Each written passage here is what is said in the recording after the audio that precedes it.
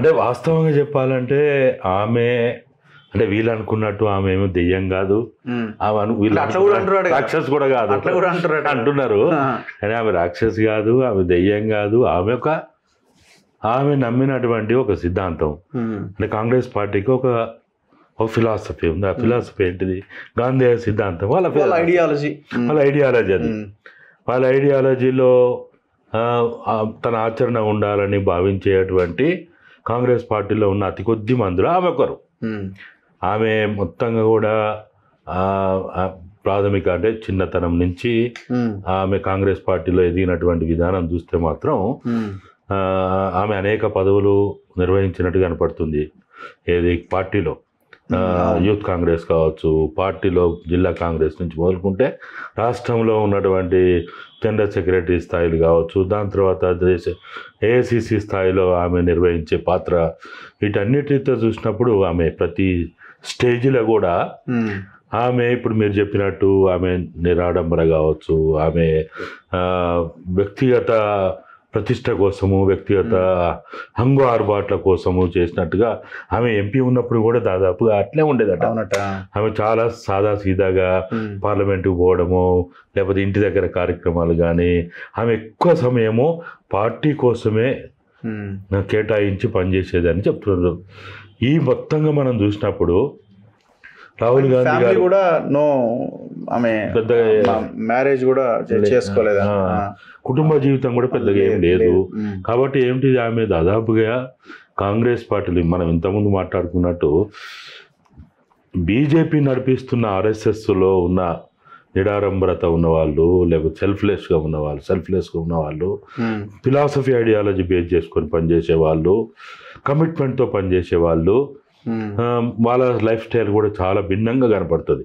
అంటే మనం కనపడే పొలిటీషియన్ల వాడు మన సర్పంచే ఎంత అంగువారు బాట ఉంటాడు, మామూలుగా ఉండదు. హైదరాబాద్ చుట్టూ ఉన్న సర్పంచులు అయితే అసలు వాళ్ళని మనం ఊహించలేము, అట్లా ఉంటారు. కాబట్టి ఈ మొత్తంగా చూసినప్పుడు ఆమె జీవన విధానం దాదాపుగా ఇప్పుడు మనకున్నటువంటి ఎవరైతే హోల్ టైమర్స్గా చెప్పబడుతున్న వాళ్ళు, క్రిస్టియన్లు కానీ, ముస్లింలు కానీ, బుద్ధిస్టులు కానీ, లేకపోతే ఆర్ఎస్ఎస్లో కానీ లేకపోతే ఉన్నారో, కాంగ్రెస్ పార్టీకి ఒకప్పుడు ఉండే దాదాపుగా ఏదైతే 1857 పార్టీ ప్రారంభం తర్వాత 19 ఇయర్స్లో ఉన్నప్పుడు బిఫోర్ 47 ఉండేనేమో కానీ, తర్వాత మొత్తం వాళ్ళంతా కూడా ఇదైపోయారు. వాళ్ళంతా పదవుల చుట్టూ లేకపోతే ఇంకా వాళ్ళ సంపాదన చుట్టూ వెళ్ళిపోయారు. కాంగ్రెస్ పార్టీని నేను అనుకోడు రాహుల్ గాంధీ జోడో యాత్ర సందర్భంగా కావచ్చు, దాని ముందు కావచ్చు, దాని తర్వాత కావచ్చు, కాంగ్రెస్ పార్టీకి నడపగలిగేటువంటి ఆయన 1-2 సందర్భాలు ఆయన చెప్తుంటే నేను విన్నా. నాకు 100 మంది కుటుంబాన్ని వదిలిపెట్టి, రక్త సంబంధాన్ని వదిలిపెట్టి, దేశమే నా ఇల్లు, దేశమే నా గురువు, నా దైవము, నా చర్చు, నా మసీదు, నా దేవాలయం అనుకున్న వాళ్ళు ఉంటే ఈ దేశంలో నేను ఈ అట్టడుగు వర్గాలందరూ కూడా అప్టిప్ట్ చేయగలుగుతా అని 1-2 సందర్భాల్లో పార్టీ సమావేశాల్లో కూడా మాట్లాడినట్టు. అంటే అర్థం ఏంటిది, కాంగ్రెస్ పార్టీలో లక్షలాది మంది సభ్యులు ఉండొచ్చు, కానీ ఆయన కోరుకున్నట్టు, ఆయన ఆశించినట్టు లేదనేది ఆయన మాటల్లో అర్థమైంది. 100 మంది ఉంటే చాలంటే అర్థం ఏంటిది? కాబట్టి ఇప్పుడు ఆ 100 మంది లాంటి ఆ కఠినమైనటువంటి ఆయన కోరుకున్న ఆశించిన రీతిలో ఉండే వాళ్ళలో ఈమె ఒకరు అయి ఉంటుందేమో అని నా అభిప్రాయం. ఇక్కడ ఆయన ఏరి కోరి చాలామంది చాలా రకాల ఊహలు చేసిండ్రు, ప్రచారాలు చేసుకున్నారు, తనకు అనుకూలమైన మీడియాలో రాయించుకున్నారు, ప్రచారం ఎన్నో జరిగినాయి. కానీ పైరెవరు కూడా చేసుకున్నారు. ఆల్ ఇండియా కాంగ్రెస్ దగ్గర, అటు అధ్యక్షుల వారి దగ్గరనో, జనరల్ సెక్రటరీ దగ్గరనో పైరెవరు కూడా చేసుకున్నారు అనేది మనకు ఉన్న సమాచారం. అయినప్పటికీ ఏదైతే ఇప్పుడు ఇవాళ ఆమె వచ్చిన స్టైల్ కానీ, దిగిన ఆమె ఉండే నివాస స్థలం కానీ, ఇవన్నీ చూస్తే కూడా బయట మనం విన్నదానికి ఇక్కడ చూసేదానికి దాదాపుగా దగ్గరగా అనిపిస్తున్నది. సరే, ఇది ఎప్పుడైనా కానీ మనము ఆరంభం అంతం వరకు ఉంటే బాగుండని కోరుకుంటాం. ఇప్పుడు ఇదంతా ఎందుకు అనుకుంటున్నాం మనం? మాణిక్యం ఠాకూర్ ఆయన ఎవరు వచ్చినప్పుడు కూడా చాలా గొప్పగా చెప్పారు, ఆయన రాహుల్ టీం అట చాలా స్ట్రిక్ట్ అట, ఇట్లా అట్లా. కానీ తర్వాత ఆయన డైల్యూట్ అయ్యిండు. లాస్ట్కి అయితే ఇక ఆయన మీద దుమ్మెత్తి పోసారు, అమ్ముకున్నాడు అది ఇది అని. అవును, దీపదాస్ గారి గురించి కూడా అంటే చెప్పారు. దీపదాస్ గారు తర్వాత మీనాక్షి గారు ఇద్దరు మనం మొన్న ఎన్నికలకు ముందు వీళ్ళిద్దరూ ఇక్కడ పనిచేసారు.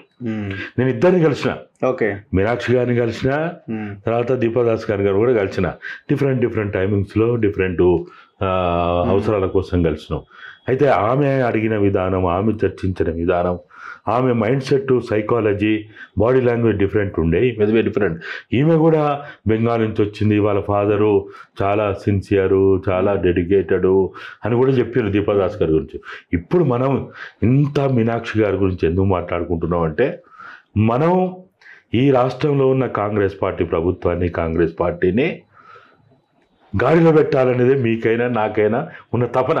ప్రభుత్వాన్ని పార్టీని కాదు, ప్రభుత్వాన్ని ఎందుకు పెట్టాలనుకుంటున్నావు? 9.5 సంవత్సరాలు ఓ దుర్మార్గమైన, ప్రజా వ్యతిరేకమైన కోటరీల పరిపాలన, ఫామ్ హౌస్ల పరిపాలన చూసినాం కాబట్టి దానికి భిన్నమైనటువంటి ఒక డెమోక్రటిక్ సెంట్రలిజం అంటాం కదా, కేంద్రీకృత ప్రజాస్వామ్యం ఏదైతే అంటామో ఆ కేంద్రీకృత ప్రజాస్వామ్య పద్ధతిలో ఈ పాలన జరిగితే బాగుంటుంది అనే ఒక ఆశతోటి మనం ఏదైతే తెచ్చింది కాంగ్రెస్ పార్టీ రావడం కారణమైనమో, ఇప్పటికీ మనలో ఆశ రావక మీనాక్షి గారు రాగానే ఆశలు చిగురించినాయి మనలో కూడా.